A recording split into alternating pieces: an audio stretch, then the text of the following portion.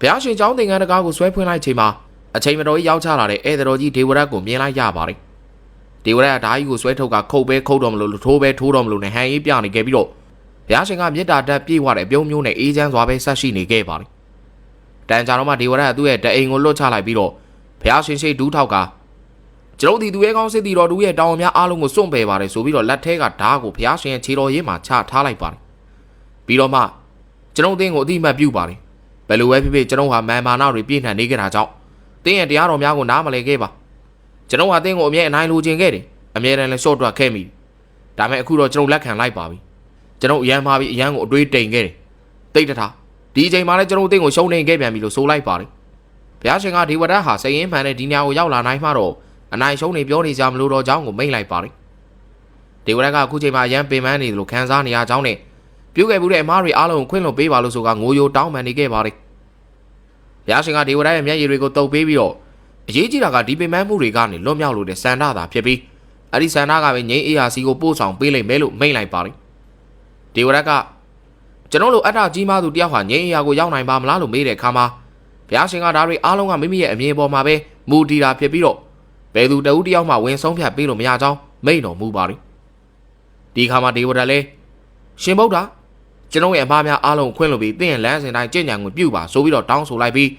ဘုရားရှင်ကကိုတော်အနေနဲ့အပြည့်အချင်းမရှိသလိုဒေဝရတ်အနေနဲ့လည်းမိမိရဲ့အတိတ်ကိုမေးထားတင်ကြောင်းလူတောင်းဟာတကယ်နားလေတာတဲ့နေ့မှာတကယ်ပြောင်းလဲလာမှာဖြစ်ပြီးလမ်းကြောင်းမှန်ပေါ်ကိုရောက်မှာဖြစ်ကြောင်းနဲ့မနေ့ပြန်နန်းခင်းမှာပဲအာနန္ဒာကိုယ်တိုင်ရမ်းပြုပေးပါလိမ့်မယ်လို့ဆိုခဲ့ပါတော့တယ်ဒေဝရတ်အလွန်တရာဝမ်းနဲ့ဟန်နဲ့ငိုရှိုက်ကဘုရားရှင်ကိုဆွဲဖတ်ထားလိုက်ပြီးစိတ်တွင်းမှာတော့ကျွန်ုပ်ရဲ့ဘဝပျက်စီးရတယ်လို့တင့်ရဲ့နာမည်ဂုဏ်သတင်းတွေလည်းပျက်စီးရပါစေမယ်လို့ကြိမ်ဝါနေခဲ့တာဖြစ်ပါတယ်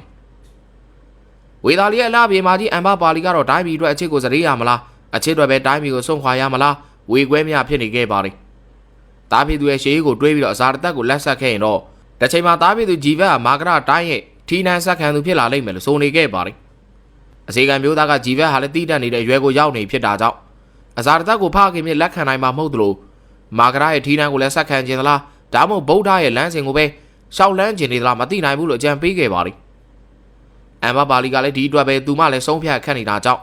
အဇာတသက်ကိုအပြေမပေးနိုင်မယ်ရှိနေရတယ်လို့ဆိုလိုက်တော့တာပါတစ်ဖက်မှာတော့ဒေဝရတ်ဆုံးခံကြွတယ်မှာဂျိုဒင်စီစဉ်ထားတဲ့အတိုင်းအမျိုးသမီးတူးနဲ့တွားတွေ့ဆုံခဲ့ပါတယ်အဲ့ဒီမျိုးသမီးကတော့အားလုံးသိကြတဲ့စိန်စမာနာပဲဖြစ်ပြီးတော့သူမကသေလိုလူဟာဘာကြောင့်ရဟန်းပြုခွင့်ရတာလဲလို့မေးလိုက်ပါတယ်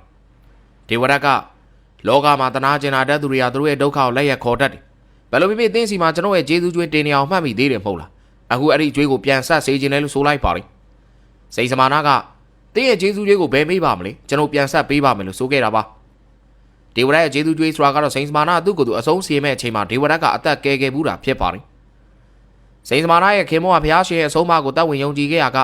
နောက်ဆုံးမှာသူမကိုပြစ်ထားခဲ့ပြီးဟန်ပြုတ်သွားခဲ့တာပါဒေဝရတ်ကဒီကိစ္စနဲ့ကိုကိုအဆုံးစီမှုမလို့အကြောင်းနဲ့ဗုဒ္ဓကိုလက်စားချေနိုင်မှုသူကိုယ်တိုင်ကူညီပေးမယ်ဆိုပြီးတော့နားချခဲ့တာဖြစ်ပါတယ်စိန်စမာနာကဗုဒ္ဓကိုဘလို့လက်စားချေရမလဲနီးလန်းကိုသာပြောပါဘာမဆိုကျွန်တော်လုပ်ပါမယ်လို့ဆိုခဲ့ပြီးတော့ဒေဝရတ်ကကျွန်တော်ရဲ့နီးလန်းအသေးချာပါအောင်မြင်မှာဖြစ်တယ်ဗုဒ္ဓကိုသူ့ရဲ့နောက်လိုက်တွေကလည်းအယုံကြည်မဲ့သွားလိမ့်မယ်ဒီခါမှာတင်းရဲ့ခင်မုန်းကလည်းတင်းအနာကိုပြန်အောင်လာလိမ့်မယ်လို့ဆိုကပြုတ်လို့ရမယ်အစီအစဉ်အသေးစိတ်ကိုပြောပြလိုက်ပါတော့တယ်တပတ်မှာအမ်ဘာပါလီယာတားပြည်သူဂျီဗတ်နဲ့ဆွေးနွေးနေခဲ့ပြီးတော့သူမအနေနဲ့အဇာတသက်မင်းကြီးနဲ့လက်ဆက်လိုက်ရင်တားတော်ဟာထီးနှံဆက်ခံမဲ့အကြောင်းကိုပြောပြပါတယ်ဒါပေမဲ့ဂျီဗတ်ကဒီလိုဆိုရင်ဝေသာလီရဲ့တစ်စပေါက်ဖြစ်တတ်မှတ်ခံမှာဖြစ်ကြောင်းနဲ့အဇာတသက်ကလည်းယုံကြည်ကိုးစားတိုက်သူတူးမှုတ်ကြောင်းဆိုခဲ့ပါတယ်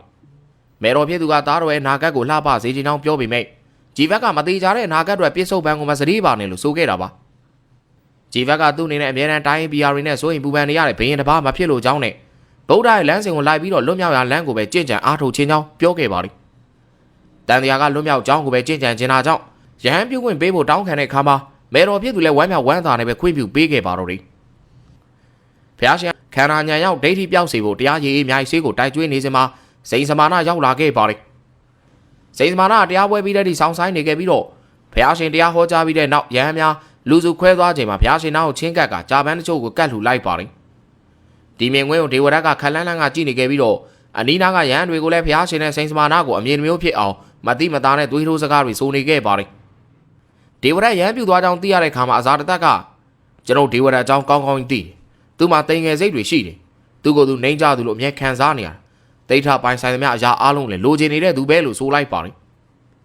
ပုံနာကြီးကသူ့ကိုကပ်ပြီးလက်ဝတ်ပြီးရဲ့ထီးနှန်းကိုဆောင်ပေးမယ်လို့ဂရီပေးထားတာမဟုတ်လားလို့မေးတဲ့အခါမှာဇာတတက်ကအခုတော့သူထီးနှန်းကိုစိတ်ဝင်စားတော့ဗုဒ္ဓရဲ့တာဝကတွေကိုသူကဥဆောင်ခြင်းနေပြန်ပြီသူကအကောက်ကျန်တဲ့နေရာမှာတော့ဆရာတဆူပဲဗုဒ္ဓကိုလှည့်ပြားနိုင်မှုအတွက်သူဘလို့ကြံစီမလဲဆိုတာစောင့်ကြည့်ရမယ်လို့ဆိုလိုက်ပါတယ်